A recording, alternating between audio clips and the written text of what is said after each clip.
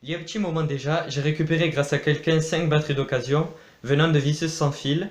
Le but de cette acquisition, c'était de pouvoir récupérer les batteries, ou du moins les accus, pour ensuite les assembler par paquet et pouvoir fabriquer mes propres batteries délivrant d'autres tensions que les batteries d'origine.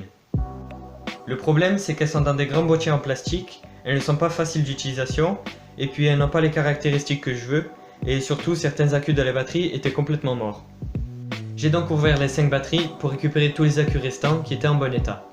Et donc dans cette vidéo, je vous propose de fabriquer à partir de ces batteries de récup une batterie 12 volts pour un onduleur d'une puissance pouvant aller jusqu'à 900 watts.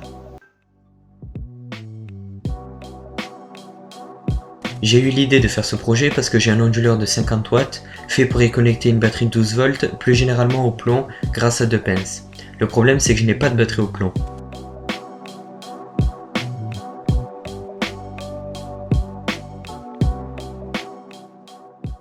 Pour ma part, ma batterie finale, la voici. C'est une batterie 12 volts au nickel cadmium d'une capacité de 4,8 Ah. On peut voir qu'il y a 3 bornes de contact.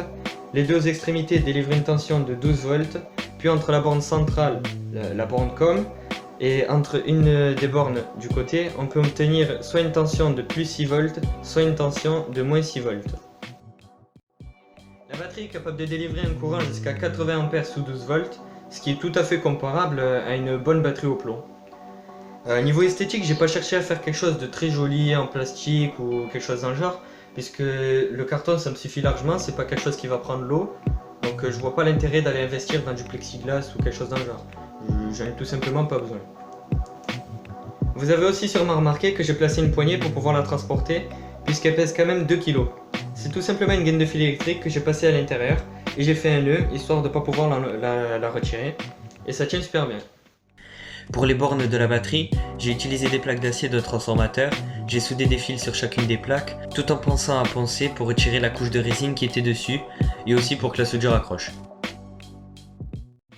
D'ailleurs, petite astuce, si comme moi vous n'avez pas de pince croco à mettre sur les bornes et que vous voulez pas en acheter, vous pouvez vous en fabriquer très simplement à partir de pinces à linge. Pour ça, pareil, j'utilise des plaques de transformateur que j'ai poncées et pliées à la forme de la pince, je la fixe avec du scotch tout en branchant un câble dessus. Et voilà le résultat. Ma batterie fonctionne très bien avec cet onduleur, à l'exception du fait qu'il ne fait plus 50 watts, mais 33,6 watts. Mais pourquoi donc? Eh bien tout simplement parce que l'onduleur est fait pour accueillir de grandes batteries au plomb de voiture et non de simples petites batteries. L'oscillateur de l'onduleur a une résistance interne très élevée, ce qui fait que sur une grosse batterie de plusieurs centaines d'ampères, il n'y a que 4 ampères qui circulent. Donc avec une petite batterie, il y a à peine 2,8 ampères. Mais bien sûr, rien n'empêche d'augmenter la puissance de l'onduleur. L'onduleur ne prend pas tout le courant, car sinon la batterie n'arriverait plus à alimenter la voiture et l'onduleur en même temps. Pour fabriquer une batterie comme celle-ci, il y a plein de façons différentes. Bon, bien sûr, rien n'empêche d'utiliser d'autres accus que ceux d'une visseuse sans fil, hein. Il existe principalement deux types de batteries de visseuses. Il y a celle au nickel cadmium, dont chaque accu a une tension moyenne de 1,2 volts, ainsi que celle au lithium, qui délivre 3,7 volts en moyenne par accu. Pour obtenir 12 volts avec du nickel, il faut en brancher 10 en série, tout en optimisant au maximum la résistance des branchements, afin de pouvoir tirer le maximum de courant sur la batterie. Avec 10 piles, c'est bien, mais la capacité est faible, de l'ordre de 1200 mAh selon les accus utilisés. Pour augmenter la capacité, c'est très simple, il suffit de placer un autre paquet de 10 en dérivation et la capacité est doublée. Bien sûr, il faut que les deux paquets aient la même capacité pour qu'ils se chargent et se déchargent en même temps. Dans ma batterie, j'ai fait 4 paquets de 10 accus pour une capacité de 4,8 Ah. L'avantage avec la dérivation, c'est que l'on peut charger les batteries très rapidement, puisque si l'on fait circuler 4 ampères dans la batterie, en réalité chaque paquet reçoit 1 ampère et charge donc très vite. Alors que si on prenait une seule rangée, elle se prendrait un courant de 4 ampères par accu. C'est gigantesque, les accus pourraient jamais supporter un tel courant. On peut également faire une batterie 12 volts au lithium-ion. Dans ce cas, il faudrait seulement 3 piles, puisqu'elles ont déjà une tension de 3,7 volts chacune. Pour le lithium, comme pour tous les autres types de piles, on peut placer plusieurs paquets en dérivation.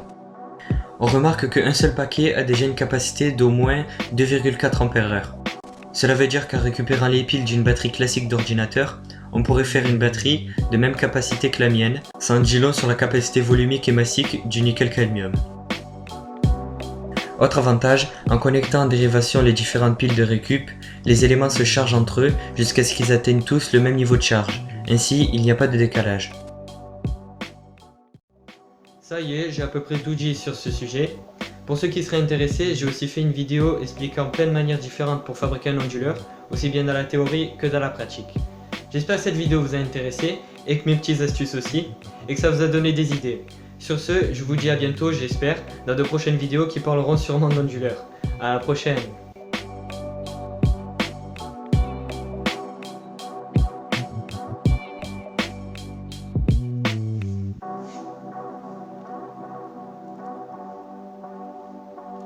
Yonder.